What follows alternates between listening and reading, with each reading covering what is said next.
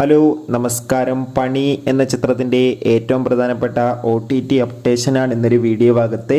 വീഡിയോയിൽ മുൻപ് video like ചെയ്യുക, ചാനൽ സബ്സ്ക്രൈബ് ചെയ്യുക.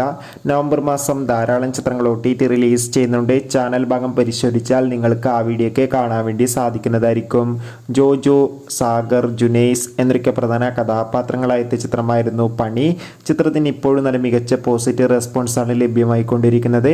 അതുകൊണ്ട് തന്നെ എല്ലാ സിനിമാ പ്രേമികളും ഒരേപോലെയാണ് പണി എന്ന ചിത്രത്തിൻ്റെ OTT റിലീസ് അപ്ഡേഷൻ അറിയാൻ വേണ്ടി കാത്തിരിക്കുകയാണ്.